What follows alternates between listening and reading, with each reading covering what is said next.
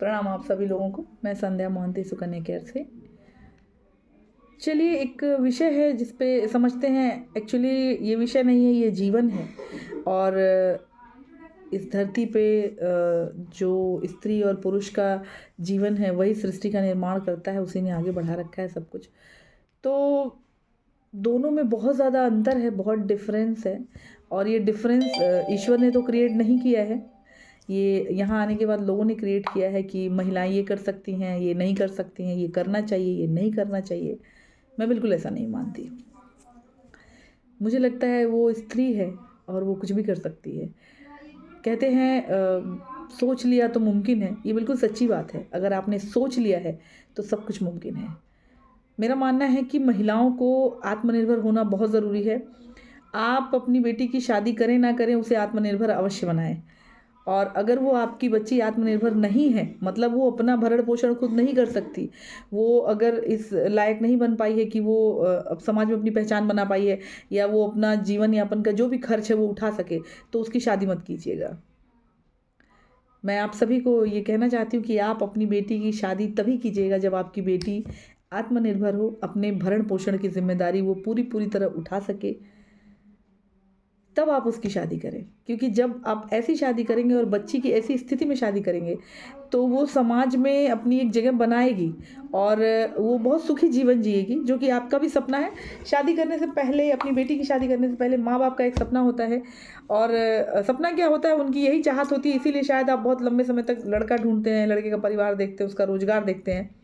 हम सब कुछ देखते हैं, सब कुछ खोजते हैं, सब कुछ तय करते हैं। लेकिन ये जो हम चाहते हैं कि वो डॉक्टर हो, वो इंजीनियर हो, अच्छे परिवार से हो, अच्छे ख़ानदान का हो, अच्छे कुल का हो, अच्छे विचारों का हो, ताकि हमारी बेटी खुश रहे।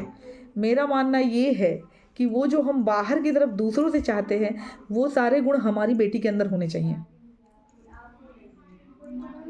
अगर आपकी बेटी आत्मनिर्भर है, अगर आपकी बेटी ही डॉक्टर, इंजीनियर या खुद का रोजगार कर रही है, कुछ भी करे जिससे अपना भरण पोषण कर सकती हैं, वो खुद ही समझदार हैं, वो खुद ही सशक्त है, वो खुद ही सावधान है, सतर्क हैं, वो सारी चीज़ें वो जान रही हैं, वो कर रही हैं, वो अच्छा समाज में हैं, अच्छा कर रही हैं, अच्छे परिवार से आपने अच्छे संस्कार दिए, तो फिर उनको कोई दुखी कर ही नहीं पाएगा।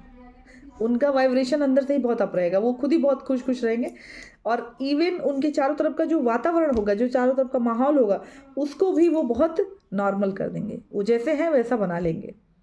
तो दूसरे हमारी बेटी को खुश रखेंगे, ये सर्च करने से ज़्यादा ज़रूरी है माँ बाप का कि वो ये ढूंढे या फिर उसमें काम करें कि हमारी बेटी किस में खुश है, या हम अपनी बेटी को ऐसा बनाएं कि वो दूसरों को खुश रख पाए। हम दूसरों से क्यों उम्मीद करें कि हमारी बेटी को खुश रखें?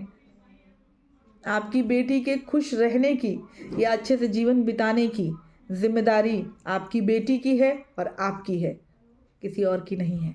तो अपनी बच्ची को रोजगार दें, अपनी बच्ची को आत्मनिर्भर बनाएं, अच्छा एजुकेशन दें, पढ़ाएं, लिखाएं, समझाएं और फिर उनका शादी विवाह करें।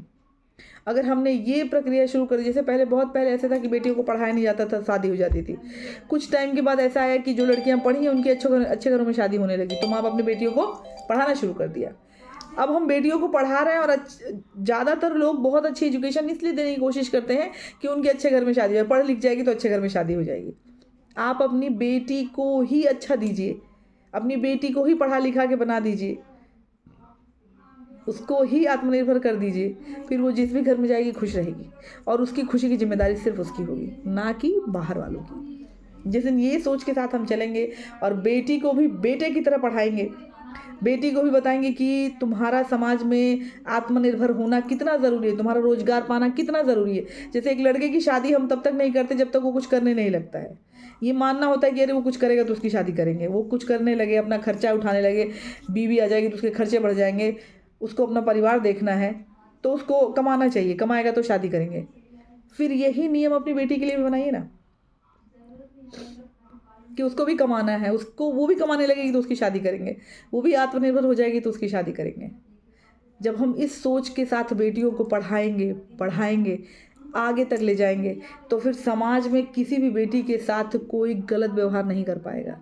शादी के बाद उनको किसी भी तरीके से पीड़ित और प्रताड़ित नहीं किया जाएगा, क्योंकि अब वो आत्मनिर्भर रहेंगी।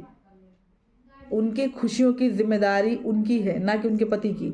उनके खुशियों की चाबी उनके पास रहने दीजिए, उनके ससुराल में उनके पति के हाथ में मत दीजिए कि वो चाहेंगे तो खुश रहेंगी, वो रखेंगे खुश तो खुश रहेंगी, वो दुखी रहेंगे तो दुखी रहेंगे। ऐसा नहीं है।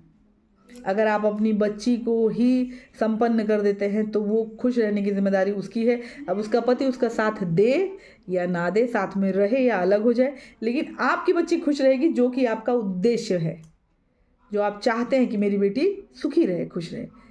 तो उसके लिए जो माँ बाप अपनी बेटी को सुखी रखना चाहते हैं, खुश रखना चाहते हैं, जीवन भर वो अच्छे से ज़िंदगी बिता ले, उसको किसी चीज़ की कमी ना हो, भगवान उसको सब कुछ दे, इसके लिए आपको अपनी बेटी को आत्मनिर्भर करना पड़ेगा, पढ़ाना पड़ेगा, उसको रोजगार देना पड़ेगा, उसको सिखाना पड़ेगा, उसको रोजगार का, उसको काम का महत्व समझाना पड़ेगा। उसको जैसे हम बेटे को समझाते हैं कि तुम्हारे लिए कमाना क्यों ज़रूरी है, ऐसे ही बेटी के लिए कमाना भी ज़रूरी है, ये आपको सिखाना पड़ेगा।